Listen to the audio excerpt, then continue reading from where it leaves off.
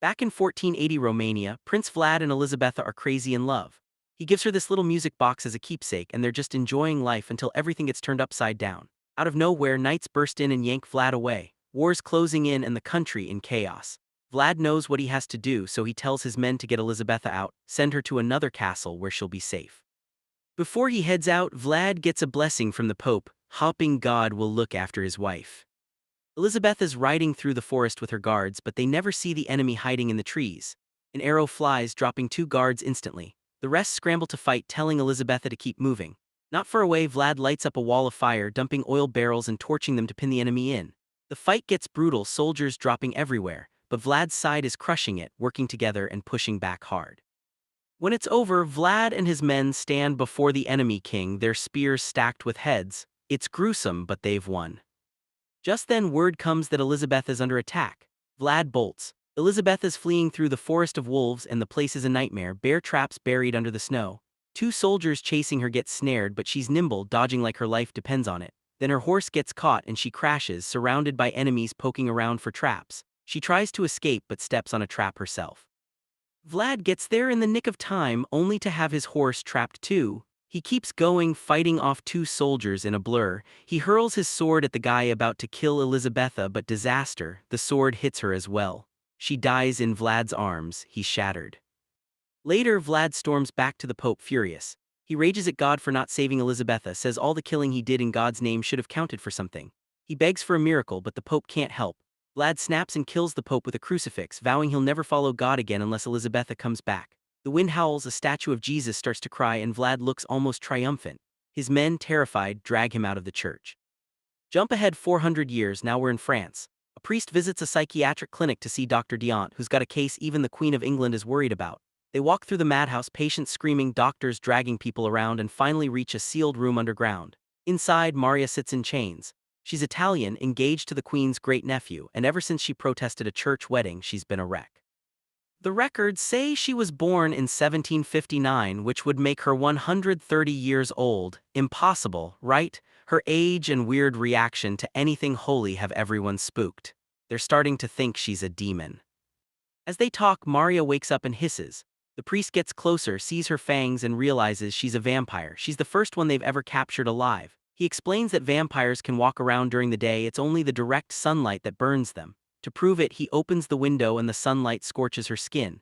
He holds up a crucifix and it bursts into flames near her face. Then, to get her to cooperate, he cuts Simon's finger and lets a few drops of blood fall into Maria's mouth. Checking her neck, the priest finds the bite marks, her vampire origin.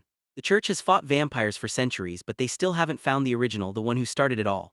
Maria, desperate for more blood, reveals her master is the first vampire, a prince coming to the city soon, searching for his princess.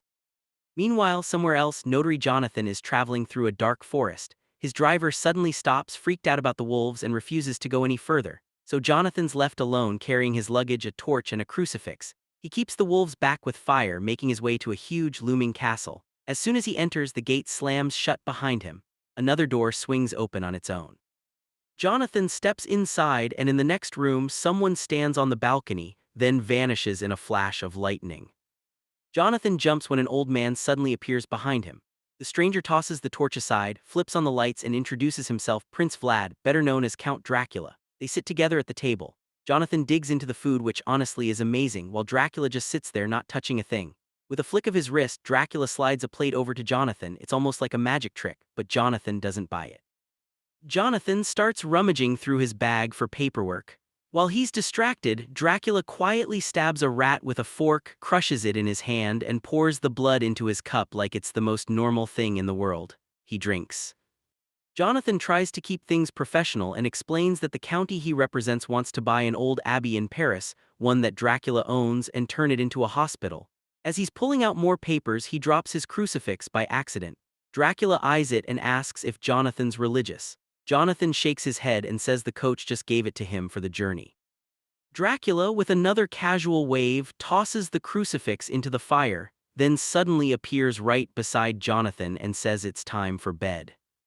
Jonathan gets shown to his room. Dracula tells him not to leave at night. Then the Count heads back to the dining room, plays some haunting music, and orders a gargoyle to keep watch. Alone, Jonathan explores his room and finds a book about the castle's history. There's a drawing of a young Vlad, but the prince's portrait is missing. Meanwhile, somewhere else, a priest visits Maria's fiancé, Henry, and assures him Maria's healthy, but they're still fighting to save her soul.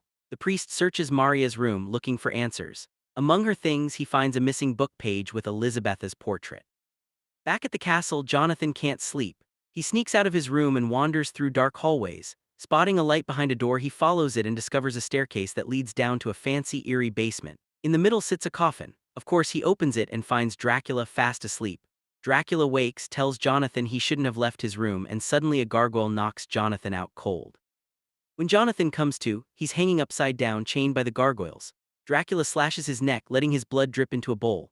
Jonathan wonders out loud how God could create such a monster, but Dracula just laughs, a horrible, inhuman sound, and asks Jonathan for his last wish. Jonathan, thinking quickly, says he wants to know Dracula's story. That actually makes Dracula laugh even harder, and he tells the gargoyles to let Jonathan down. Dracula starts to talk, remembering Elizabetha's funeral. He confesses he spent centuries waiting for her, certain that pure souls come back. The search has been rough. During the Black Plague, half the women died and the rest hid in churches where he couldn't go. He got so lonely, he started envying humans for their ability to die. One day he fell asleep on Elizabetha's grave. When he woke up, grief crushed him and he tried to kill himself by jumping from a window. He survived. No matter how many times he tried, he just couldn't die. Realizing he couldn't search the whole world for Elizabetha, Dracula hatched a new plan: he'd draw her to him. For over a century, he created a perfume from the world's most beautiful magical flowers. When he tried it out in Italy, women flocked to him. The scent was so powerful, he could make entire parties dance in perfect sync, all under his spell. Later at Versailles, he thought he'd finally found Elizabetha, but the woman turned out to be someone else. The disappointment broke him. He realized he'd been chasing parties and pleasure, booze, women, wild nights, but never real love. He gave up searching and decided to let others do it for him. In a frenzy, he bit every woman in the room, turning them all, including Maria, into vampires. Afterward, he returned to Elizabetha's grave and smashed open her coffin, only to find ashes. That sight destroyed him. He swore never to leave the castle again. Now the gargoyles bring him treasures and serve him while his vampires search the world for Elizabetha.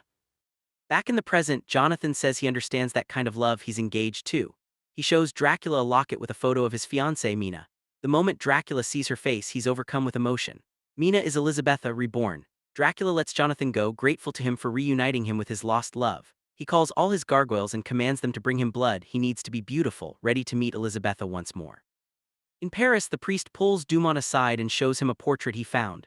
"We need to find a woman who looks like this," he says. "That's the only way to catch Dracula." Flipping through an old book, the priest reads aloud, "God can deny death to the blasphemous, but he can also forgive, and true repentance lifts the curse." Basically, if they kill Dracula, every vampire he made turns human again. Right then, Simon bursts in and spots the portrait. "There's a woman out there who looks just like her," he says, pointing toward the visitors' area. Dumont and the priest rush out and find Mina waiting. She explains she's a close friend of Maria. They met at a party a few days ago and Maria's barely left her side since. Maria seemed perfectly normal, charming, even until the wedding, when she completely lost it after seeing the bishop. Mina confesses she's having second thoughts about her own wedding, like she doesn't even belong in this time.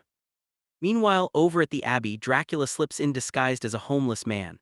The nuns, none the wiser, let him in, but the second he steps into the chapel, he drops the act. He sprays perfume on a statue of Jesus, and suddenly all the nuns are overwhelmed with desire, drawn to him in a desperate frenzy. They pile around Dracula, practically begging for his attention.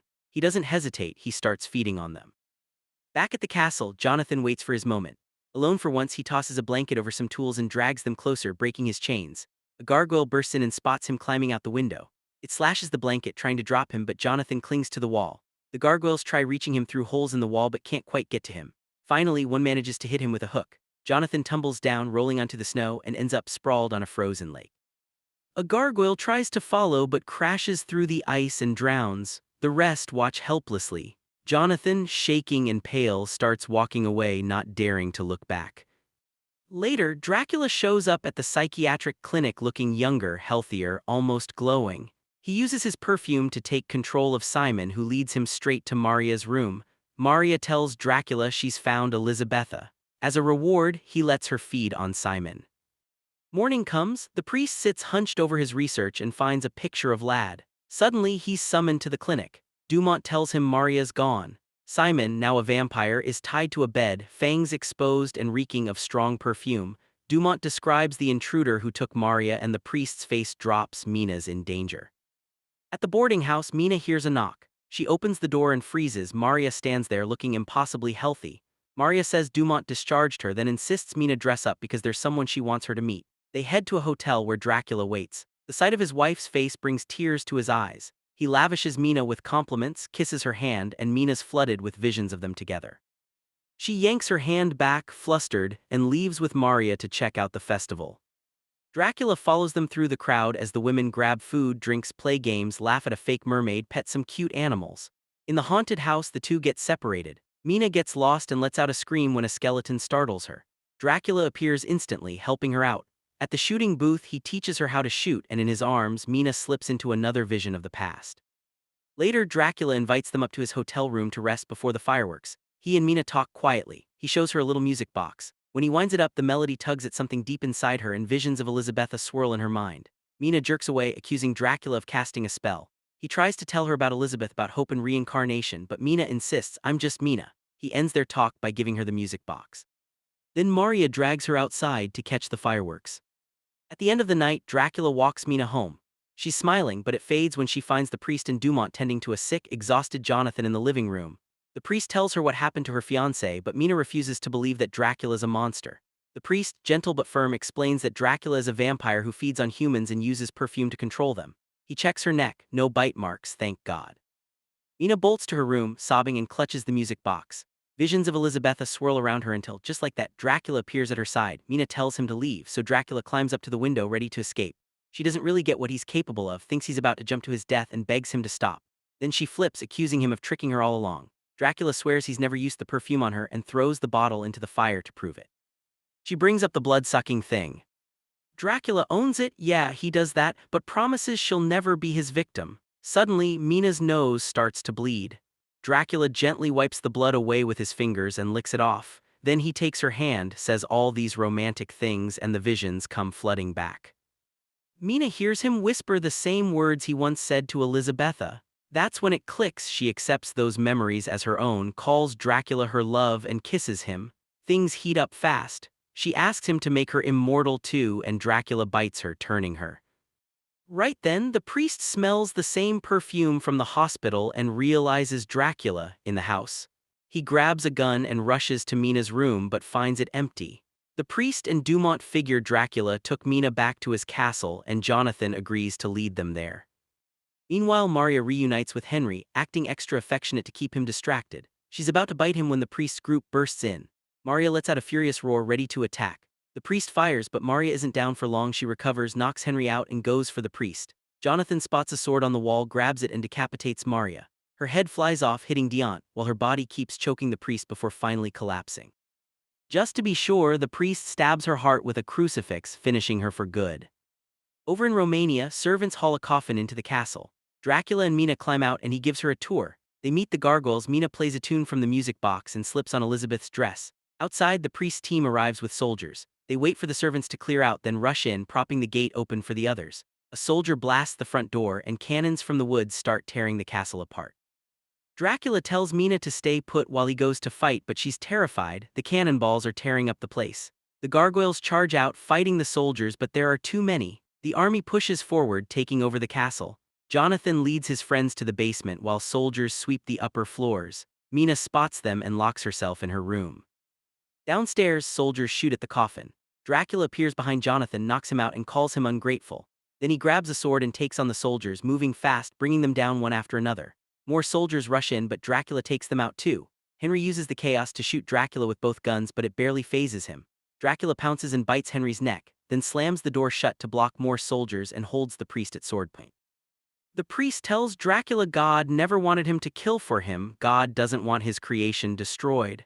When people kill, it's for themselves. The priest says he came to save Dracula, but Dracula says his only salvation is Mina. The priest warns Mina will be his damnation. Mina screams from her room. Dracula rushes to her, telling the gargoyles to hold off the soldiers. While they fight in the hall, Dracula wipes out the last soldiers and bursts into Mina's room, hugging her tight. The priest tries to follow, but Dracula slams the door. The priest shouts that if Dracula truly loves his wife, he has to do the right thing. Dracula ignores Mina's pleas, steps out, and locks her in. He leans against the door as the priest prays, then drives a stake through Dracula's heart. Afterward, Mina drags his body into the room so they can say goodbye. Dracula turns to ash in her arms. The castle goes dark and the gargoyles turn into human children. Jonathan finds Mina crying over Dracula's ashes as they scatter in the wind. He realizes he's lost her and quietly leaves. Outside, Dracula's ashes drift away, gone for good. Thanks for watching. Kindly subscribe for more videos like this and support me.